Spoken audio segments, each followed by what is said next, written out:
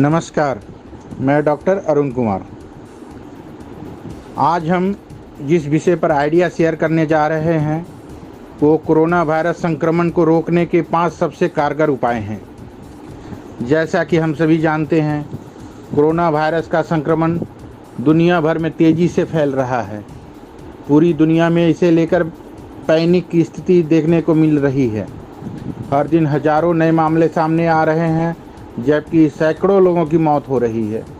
दुनिया भर में कई शहरों और पूरे देश में लॉकडाउन की स्थिति देखने को मिल रही है। दुनिया भर में हवाई उड़ानें, अंतर्राष्ट्रीय इवेंट और सालाना जलसे रद्द किए जा रहे हैं।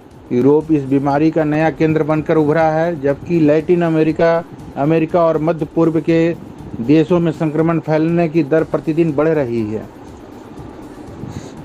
हालांकि कुछ देश इस वायरस के संक्रमण के प्रसार पर अंकुश लगा पाने में कामयाब रहे हैं।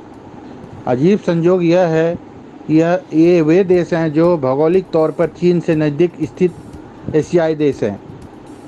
इस वायरस की शुरुआत चीन से हुई थी, लेकिन चीन के पड़ोसी देश इस वायरस के संक्रमण पर अंकुश लगाने में कामयाब दिख रहे हैं।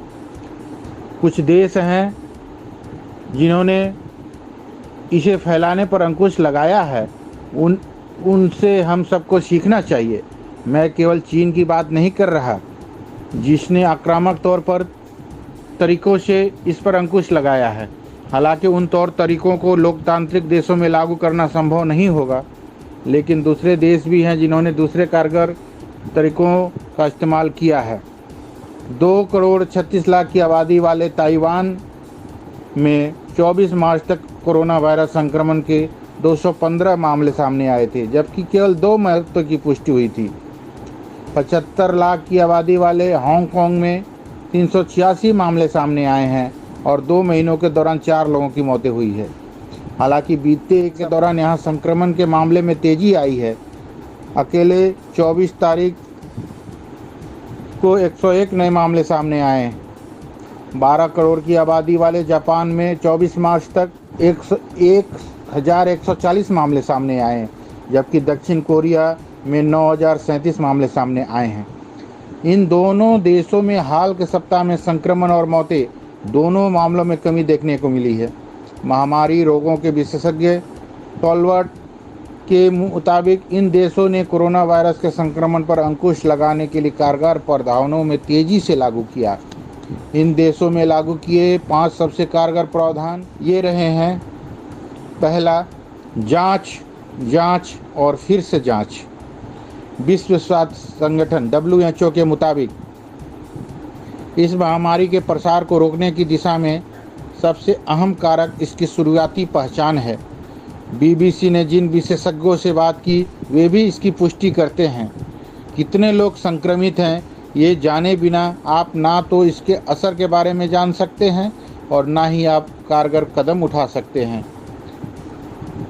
जिन देशों ने जांच कराने पर जोर दिया वहां नए मामलों में कमी देखने को मिली।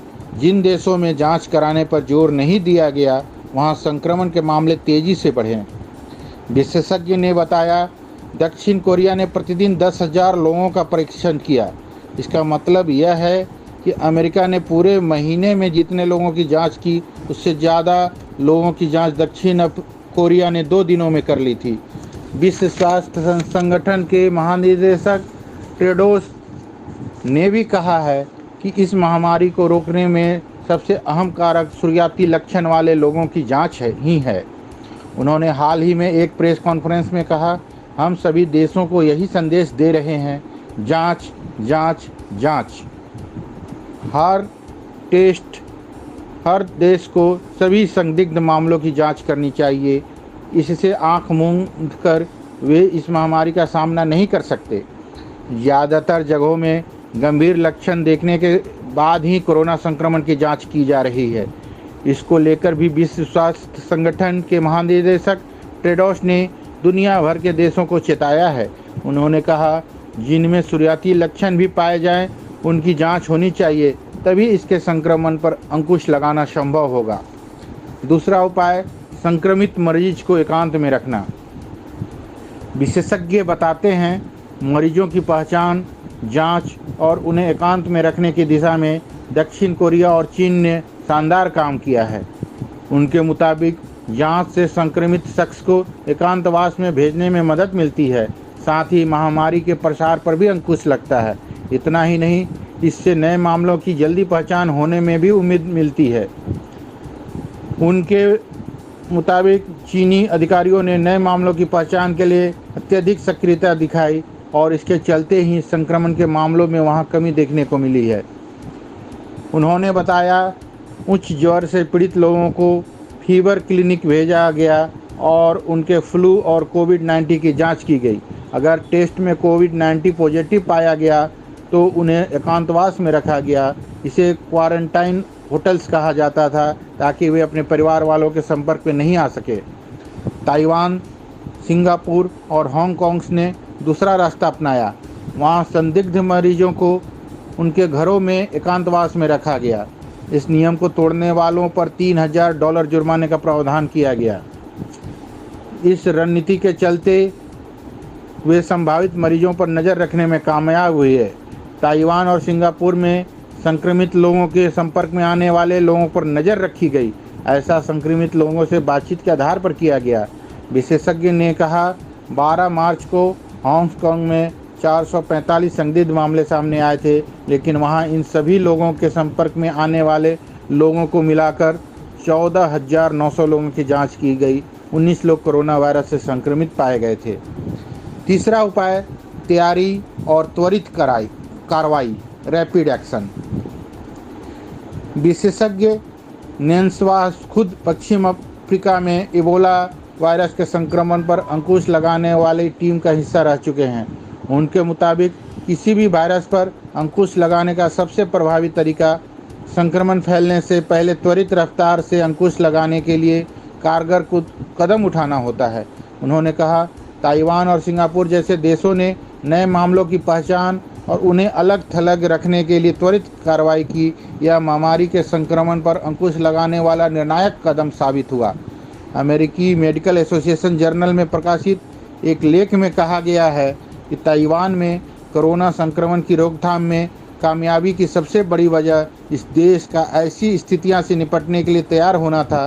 ताइवान में ऐसी किसी महामारी पर अंकुश लगाने के लिए 2003 में ही कमांड सेंटर स्थापित किया गया था। इस सेंटर के तहत कई रिसर्च करने वाली संस्था और सरकारी एजेंसी काम करती है। इसकी स्थापना सार्स के खतरे के दौरान की गई थी और इसके बाद इसने ऐसी चुनौतियों से निपटने के लिए कई बार अभ्यास किया और कई शोध किए हैं। नेंसवाक बताते हैं, कारगर कदम उठाने के लिए तैयार होना और शुरुआती चरण में ही प्रभावी तरीकों को अपनाना महत्वपूर्ण रहा। यूरोप और अमेरिका में हम देख रहे हैं कि देशों में ना तो तैयारी थी और ना कारगर कदम उठाने में भी देरी हुई। मध्य जनवरी में कोरोना वायरस के पर्सन टू पर्सन संक्रमण फैलने का मामला सामने आया था। इससे पहले ही ताइवान ने वुहान से आने वाली सभी यात्रियों की स्क्रीनिंग शुरू कर दिया था। हांगकांग ने अपने सभी बंदरगाहों पर ज्वर मापने वाले स्टेशन को 3 जनवरी से ही चालू कर दिया था। यहाँ विदेश से आने वाले सभी यात्रियों को 14 दिन तक एकांत में रखने की व्यवस्था भी की गई। वहीं चिकित्सकों से बुखार, श्वसन संबंधी मुश्किलों और वुहान के इलाकों से लौटने वाले सभी मरीजों के मामले में रिपोर्ट करने का आदेश दिया था। उनके मुताबिक हांगकांग में भी समय रहते उठाए गए कदम कारगर साबित हुए। चौथा उपाय, सोशल डिस्टेंसिंग। विशेषज्ञ बताते हैं, जब एक बार संक्रमण आपके देश में प्रवेश कर गया तब रोकथाम का कोई उपाय कारगर नहीं रह जाता है। ऐसी स्थिति आने पर आबादी को इसकी चपेट में आने से बचाने का सबसे प्रभावी तरीका सोशल डिस्टेंसिंग है। ऐसा हांगकांग और ताइवान के उदाहरण से भी जाहिर होता है। हांगकांग ने जनवरी महीने में ही अपने लोगों को वर्क फ्रॉम होम करने को कहा। सभी स्कूलों को बंद कर दिया गया और सभी तरह के सामाजिक आयोजनों पर रोक लगा दी गई। दी स्ट्रेट टाइम समाचार पत्र के मुताबिक सिंगापुर ने अपने स्कूलों को बंद नहीं किया, लेकिन छात्रों और एकेडमिक स्टाफ की प्रतिदिन जांच और निगरानी की व्यवस्था अपनाई। पांचवा और अंतिम उपाय, साफ सफाई के प्रति जागरूकता बढ़ाना। विश्व स्वास्थ्य संगठन ने कहा है कि कोरोना वायरस संक्रमण को रोकने की दिशा में नियमित तौर पर हाथ धोना और स्वच्छता से रहना बेहद जरूरी कदम है। विशेषज्ञ बताते हैं कई एशियाई देशों को 2003 के सौर संकट से सीखने को मिला था। इन्हें मालूम था कि साफ सफाई से लोग बीमार नहीं होते और दूसरों में संक्रमण फैलने की आशंका भी कम होती है। सिंगापुर, हांगकांग और ताइवान की गलियों में एंटीबैक्टीरियल जेल वाले स्टेशन मौजूद हैं, जहां से लोग खुद को सैनिटाइज कर लेते हैं। इसके अलावा इन देशों में मास्क पहनने की चलन भी है। हालांकि कोरोना वायरस के संक्रमण को रोकने के लिहाज से मास्क पहनना हमेशा कारगर तरीका नहीं है, लेकिन इसकी मदद से छींकने और खांसने के चलते होने वाले संक्रमण के खतरे को कम किया जा सकता है। धन्यवाद। आपका अपना डॉक्टर अरुण कुमार।